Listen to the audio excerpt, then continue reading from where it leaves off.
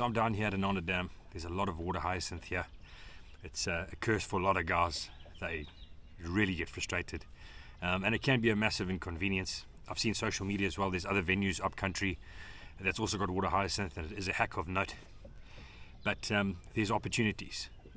You've just got to be able to present your bait to those fish, and they are there. So let me just show you what I'm talking about. So here's the situation we've got here. Water hyacinth backed up. It's all under these overhangs here. You can see it further down the bank as well. And basically all it's doing is just providing an edge for those fish, or a shady area for those fish to ambush out of. So I'm not hugely negative when it comes to water hyacinth, because it positions those fish for me. They sit up under there. It's shade, cover. They can either sit in the canopy at the top of it and ambush outward. So if you're throwing a jerk bait or something on the edge, they might come out and eat that, or a jackhammer or whatever it is. You can get a reaction strike if they're high up in the water column. Or the number one way that I like to get them is on a punch rig. So let me show you what a punch rig is for those of you that don't know. So first things first, the rod, guys. You need a heavy action rod for this. This is a Verto 7.6 heavy. You're talking a rod that's able to handle the lure weight of up to 2 ounces. In this case I'm using 1 ounce, so 1 ounce tungsten with the bait on it. Very heavy action rod. I'm using 55-pound braid, and that's what you need to get those fish out. They coming out of thick stuff. The hyacinth weighs a whole lot as well. They get all wrapped in there, so you need a heavy rod. That's step number one. Reel wise, guys, you need a strong reel with a strong drag that can handle the braid, can handle kind of the physical abuse of the situation. So and a high gear ratio as well. You want to be able to take up that line immediately when you set the hook. You want to be able to take up a lot of line really quickly. So super tough reel is what you want, guys. High gear ratio. 55-pound braid, 50-pound braid. Some guys go 60, 65-pound. This is a 55-pound braid that I use. It's a Pesca 55-pound braid. It's a 9-strand or a 9-weave braid. It's phenomenal. It's a grey colour. It's worked for me for years. I'm sold on it. Fantastic braid. So that's your setup. When it comes to your baits, guys, you're going to have your plastic on there, and you're going to have, I use a straight shank hook for this application. Okay, it's a mustad hook, but whatever straight shank hook you like, just try to get you a good view of what a straight shank hook is. So there's your straight shank hook right there. It's got a nice bait keeper on it as well to keep the plastic on. Put your plastic on there. For this technique as well, I tie the Palomar knot, so you can check that out on YouTube. There's loads of videos on how to tie that Palomar knot, and it's perfect for this braid application. Weight wise, I'm currently using a 1 ounce tungsten weight. It's a big weight indeed, but I've got to be able to punch through, hence the name punching technique. I've got to be able to get through that hyacinth, or holes or gaps within that hyacinth, to get the bait inside there. So I think the rule of thumb, I think that is very important, because everyone can just go out and say, okay, I'm just going to punch with a 1 ounce tungsten.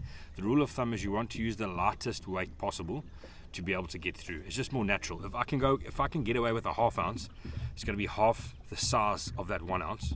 It's just a better looking profile than this big chunk of tungsten on the front here. So have a look, guys. 1/2 ounce, 3/4 ounce, 1 ounce. In some scenarios you might even have to go to 1 1/4 ounce. It is just what it is.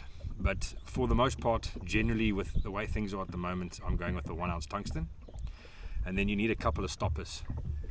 You can see those stoppers on there. So the bottom one, the first one I've got is a smart peg.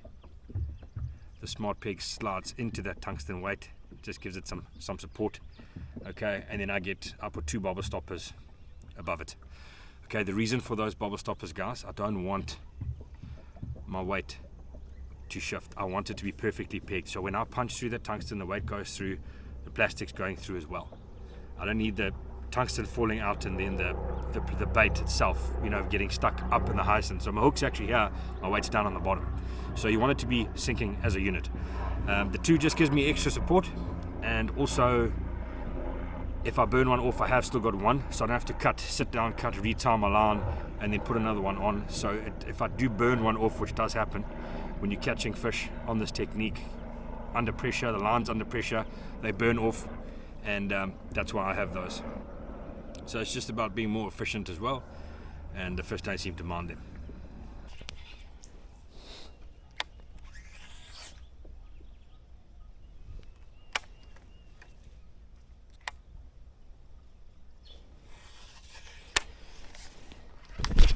There's it, boys. There's a braid. That's what we do, boys. Get out of there. Get out of there. Come aboard. There you go, boys. Boom. That didn't take long at all. Got the D-bomb in the mouth. Very good. Right in the thick stuff there, boys. Lovely fish.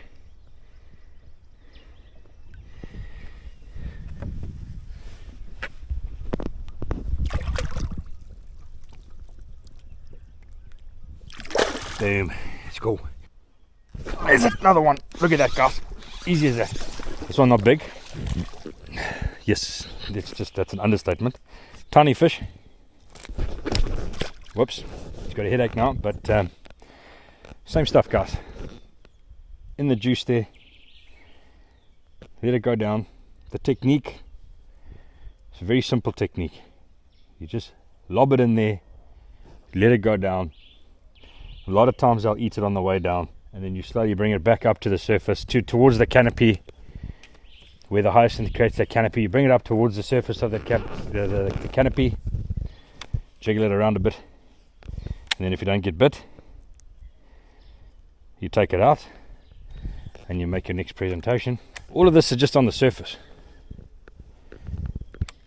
Underneath that there's loads of water.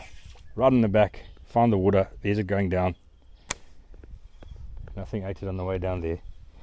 So I'm just going up and down, take it out, and make my next presentation. Right on the back of that tall grass. Is it going through? You can see it going through.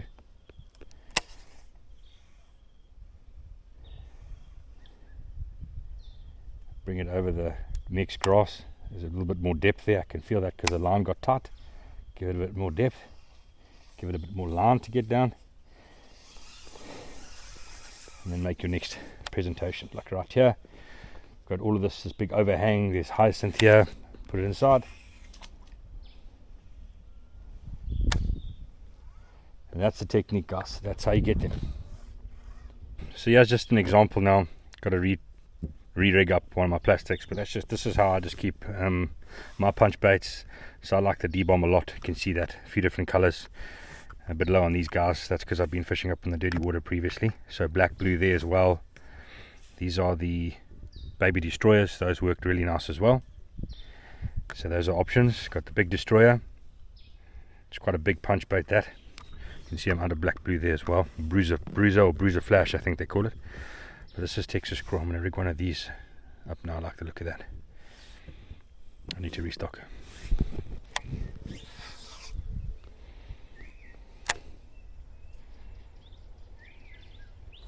There you go. Right in the back, boys. Right in the back. Oh, he came off. He looks a bit confused. Check him cruising there. There we go, guys. That's what I'm talking about. Right up in the thick stuff, boys. Done.